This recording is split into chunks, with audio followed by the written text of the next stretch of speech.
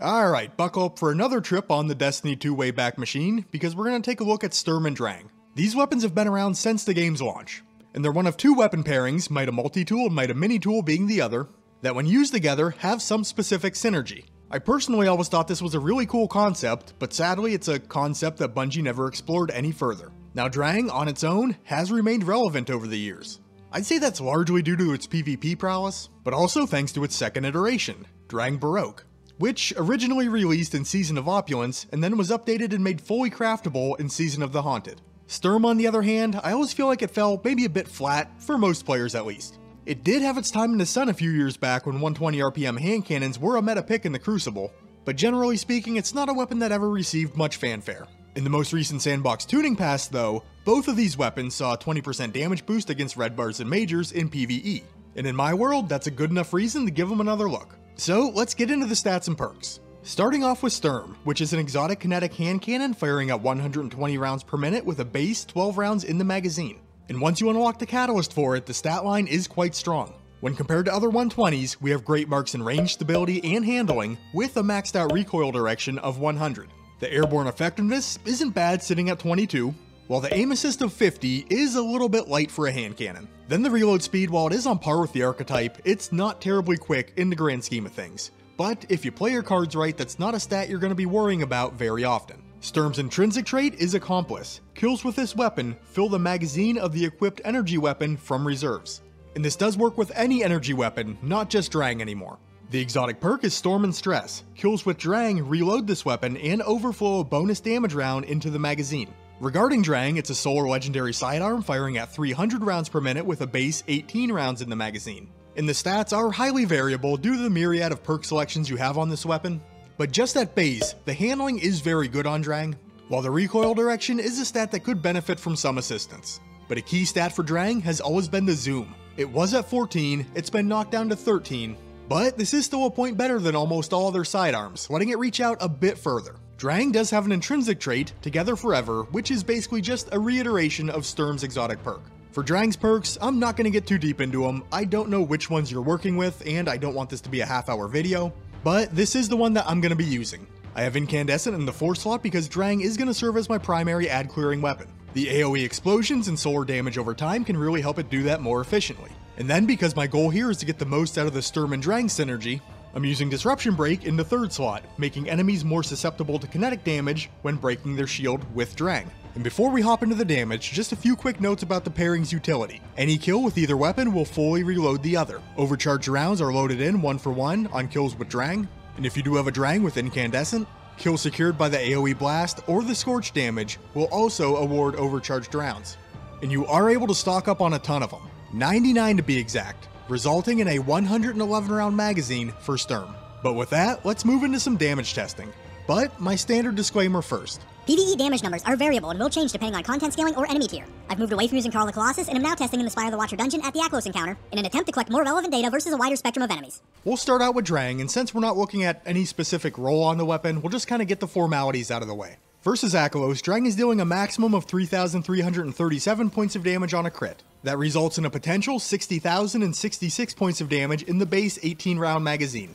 I have the time to empty clocked in at 3.37 seconds, putting the single mag damage per second at 17,842. Versus both major and red bar targets, Drang is going to hit for the same damage values. That's 4,650 on a crit and 3,317 to the body. Roughly 40% higher than we were seeing versus a true boss tier target. Maximum single mag damage in this case, 83,700, with a single mag DPS of 24,837. So when used within its optimal range, which we'll take a closer look at in the PvP section, Drang's damage output in the moment-to-moment gameplay is pretty solid. Moving on to Sturm, where things do get a bit more interesting. Versus Aklos, a base crit is scoring 4,873, so 58,476 for the 12 round single mag damage. The time to empty comes in at 5.46 seconds, so 10,710 for single mag damage per second, which frankly kinda stinks.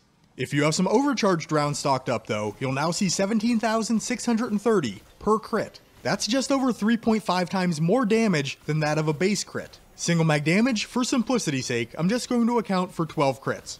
which total out to 211,560 points of damage, with a single mag damage per second of 38,747.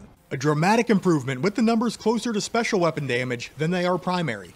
And if you have a bunch of overcharge rounds stocked up, you can sustain that damage for a very long time. Versus major tier enemies, base crits deal 6,298 and jump to 22,784 with an overcharged round. So that's some pretty good chunks of damage with each round fired. And it does clip just over 50k in terms of DPS versus a major tier enemy. Versus the red bar harpies and goblins in this encounter, crit damage goes from 13,397 to 48,472 with an overcharged round. Almost 50k damage with a single shot. So that 20% hand cannon buff from a few weeks back did these overcharged rounds a world of good.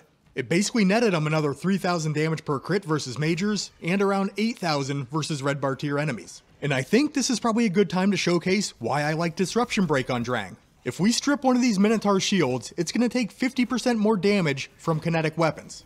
With one of Sturm's overcharged rounds, that allows it to deal 34,176 per crit. That's roughly an 11,000 point jump in damage, along with adding another layer of interesting synergy between these two weapons. And regarding the pairing's performance, it honestly exceeded my expectations. I mean, they're both very old weapons, and I'm generally not too excited about running double primaries. But in most of the game's content, I was enjoying the hell out of them. Bouncing back and forth between weapons, dropping trash adds with Drang, and popping big boys with Sturm was a nice change of pace in the gameplay. And since the weapons are automatically reloading each other, it felt really smooth. And having double primaries didn't feel like a detriment. An incandescent Drang all on its own is going to rip through packs of low-level enemies. Even more so if you're running it with a solar subclass and making use of some of the Scorch synergy. And since Sturm was constantly getting fed those high damage bullets, I can't say I missed having a special weapon. The overcharged rounds tended to fill that role just fine. And if you don't like the idea of constantly swapping back and forth between weapons, just keep Drang out and build up those overcharged rounds to your heart's content.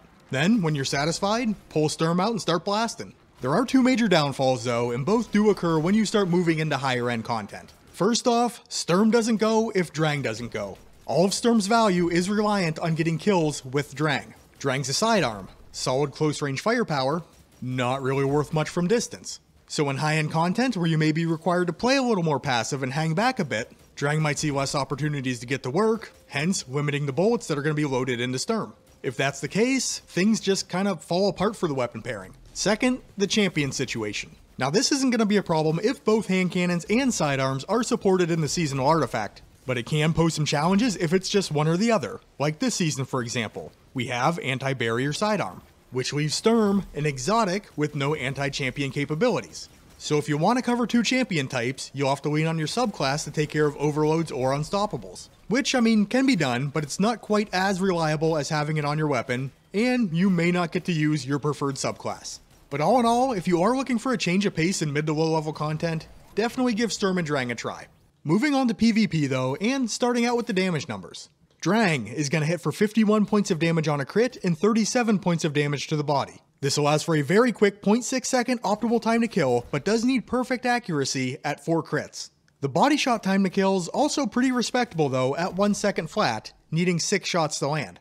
Or you could hit a very forgiving 0.8 second suboptimal kill speed with 1 crit and 4 body shots versus Guardians running tier 7 resilience or less. For the damage fall off, at least for the roll that I'm using that does have a 65 in the stat line, we'll see full damage from 17 meters in. Past that, things do drop off. On to Sturm now. We're looking at 80 points of damage on a crit and 50 points of damage to the body. This puts the optimal time to kill at 1 second, which can be achieved with 2 crits and 1 body shot. Or you can hit a body shot time to kill of 1.5 seconds with 4 shots landed. Now if you have some overcharged rounds loaded in, crit damage is going to jump to 144 with body shots landing for 91. And on screen I did leave you a few different lethal bullet combinations that you can achieve with either 1 or 2 overcharged rounds. I'm going to save my breath and not go over each one individually, but 2-tap kills definitely do become a possibility with a 0.5 second kill speed, and you can potentially 3-tap to the body, matching the base optimal time to kill.